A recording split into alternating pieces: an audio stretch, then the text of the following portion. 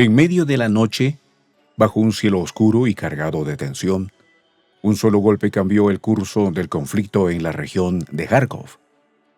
Las Fuerzas Armadas rusas, con precisión quirúrgica, lanzaron un ataque aéreo devastador contra un puesto de mando ucraniano en Grushevka. 80 soldados, atrapados en el corazón de la ofensiva, sucumbieron en cuestión de minutos. Los ecos de la explosión retumbaron en los campos cercanos, mientras el polvo aún suspendido en el aire contaba la historia de una emboscada mortal.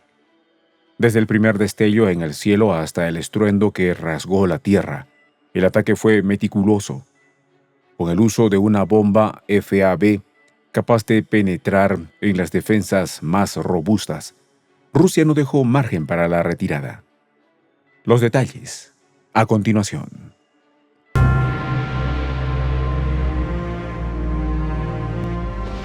Voz de la Patria Grande.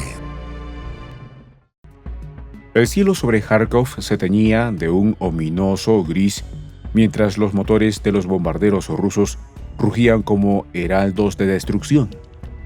El ataque no fue improvisado. La decisión había sido tomada con la precisión de un bisturí militar, después de un análisis minucioso que confirmaba la presencia de un gran contingente ucraniano en la aldea de Grushevka. Los informes hablaban de 80 combatientes enemigos apostados en esa posición, junto a 8 vehículos militares listos para la batalla. Pero la superioridad aérea rusa no solo representaba una amenaza palpable, era una sentencia de destrucción inevitable. La bomba FAB, equipada con su módulo de planificación y corrección, fue liberada con una frialdad clínica. Los minutos que siguieron fueron devastadores, como si el tiempo se ralentizara para presenciar el poder de la tecnología bélica rusa.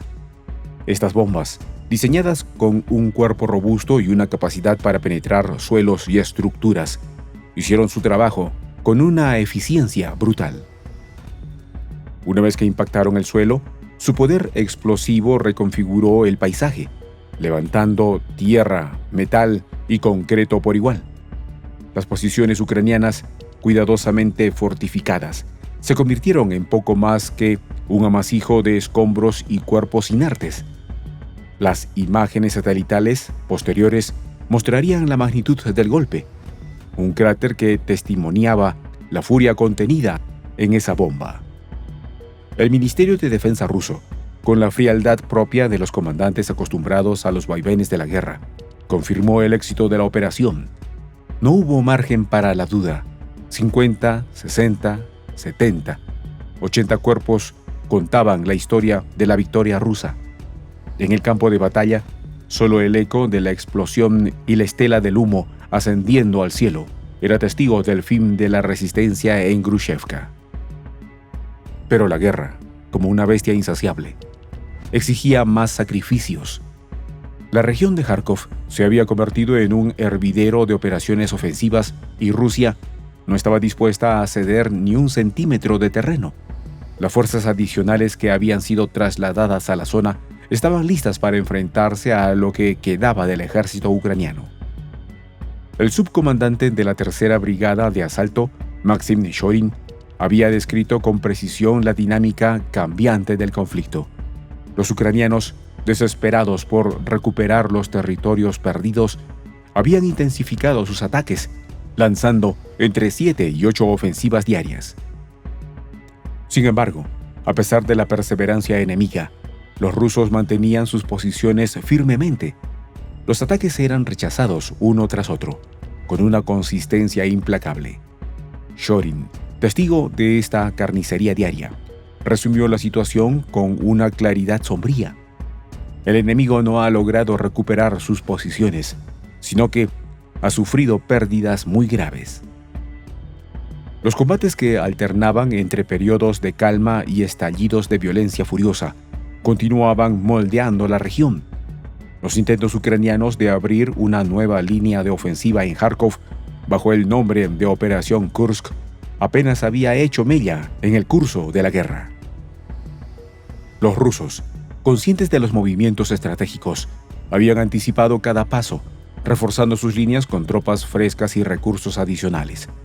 La región de Kharkov no mostraba signos de ceder ante los avances ucranianos y las posiciones rusas, inquebrantables, resistían el embate con una mezcla de disciplina militar y tecnología superior. La caída de Grushevka fue solo uno de los episodios más recientes en una guerra que día a día inclinaba la balanza hacia el lado ruso. A medida que los informes de bajas enemigas llegaban desde distintas partes del frente, un ataque selectivo en Kramatorsk demostraba la letal precisión de las fuerzas rusas. Esta vez, la planta Kramatorsk Slate LLC fue el objetivo. Las fuerzas ucranianas, confiadas en que su posición era segura, habían almacenado no solo tropas, sino municiones y piezas de artillería. Cuando el ataque ruso alcanzó su objetivo, la fábrica se convirtió en un cementerio improvisado. Al menos 18 soldados ucranianos murieron en el acto, mientras que otros 23, heridos de diversa gravedad, fueron evacuados en ambulancias. Aunque las explosiones no provocaron la detonación de las municiones almacenadas, el golpe fue devastador. Los obuses M777 de fabricación estadounidense, armas clave en la defensa ucraniana, quedaron reducidos a restos calcinados. Los rusos no solo habían herido al enemigo en su línea de batalla, sino también en su capacidad logística, dejando un hueco significativo en el arsenal ucraniano. La efectividad del bombardeo en Grushevka y Kramatorsk marcaba una clara diferencia en la calidad táctica de ambas fuerzas. Rusia, con décadas de experiencia en la guerra moderna, había logrado combinar tecnología de punta con inteligencia militar precisa. Cada bomba lanzada no era un acto de desesperación, sino parte de una estrategia calculada para desgastar al enemigo hasta el punto de la rendición. Las bombas de alto poder explosivo utilizadas en estos ataques eran un testamento del poderío ruso, herramientas de destrucción diseñadas no solo para eliminar a combatientes enemigos, sino para demoler cualquier esperanza de resistencia. Los ucranianos, por otro lado, luchaban con un fervor que comenzaba a mostrar señales de agotamiento. Cada nueva ofensiva, aunque lanzada con determinación, se encontraba con una muralla de fuego y acero que las fuerzas rusas erigían sin vacilar. Rusia había advertido sobre la llegada de refuerzos rusos a la zona, y esos refuerzos no habían tardado en demostrar su capacidad destructiva. La resistencia ucraniana, a pesar de sus intentos por recuperar el terreno perdido, se encontraban luchando contra un enemigo que no solo tenía la ventaja tecnológica, sino también la moral. El sonido de las explosiones aún resonaba en los oídos de los pocos sobrevivientes ucranianos que lograron escapar del campo de batalla en Grushevka. Para ellos, esa región ya no era más que un recordatorio de la superioridad rusa. Pero en Moscú, este éxito no fue tomado como un simple triunfo, era parte de un plan mayor. Cada victoria en el terreno, cada soldado enemigo eliminado, no era más que una pieza en un tablero mucho más amplio. La guerra en Ucrania no era solo un conflicto entre dos naciones, era un enfrentamiento entre visiones del mundo, y en ese tablero, Rusia estaba decidida a no dejarse arrinconar. Los analistas rusos destacaban cómo este tipo de ataques estratégicos iban minando las capacidades ucranianas. El desgaste era evidente.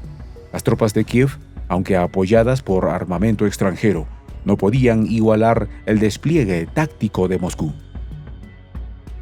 Las bombas FAB, como las que arrasaron Grushevka, eran solo una muestra de lo que Rusia podía desplegar cuando decidía actuar con contundencia. Su capacidad para adaptarse a los movimientos del enemigo y anticipar sus estrategias reflejaba la maestría militar adquirida a lo largo de las décadas de conflicto. Sin embargo, a pesar del aparente desequilibrio, la guerra continuaba.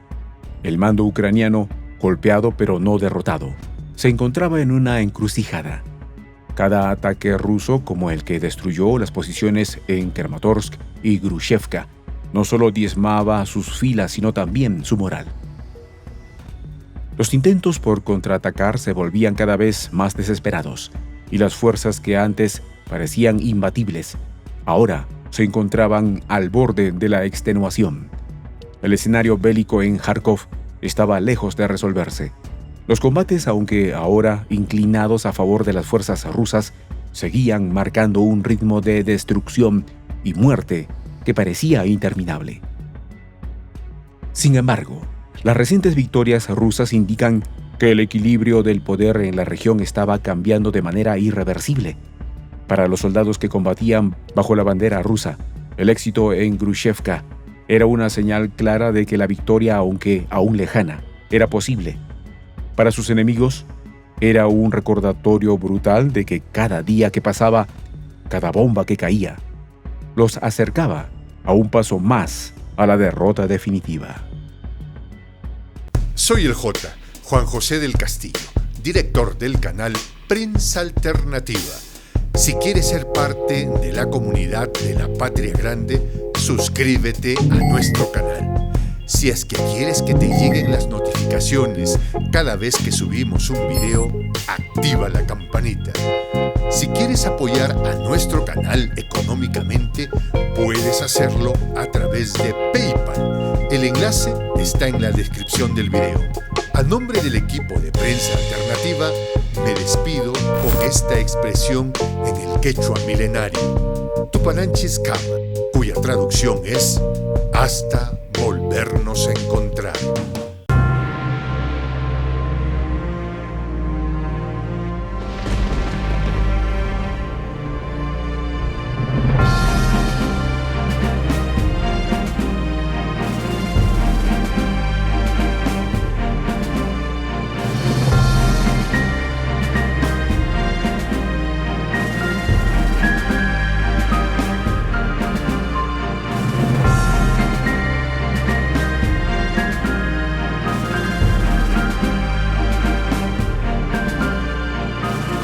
Voz de la Patria Grande.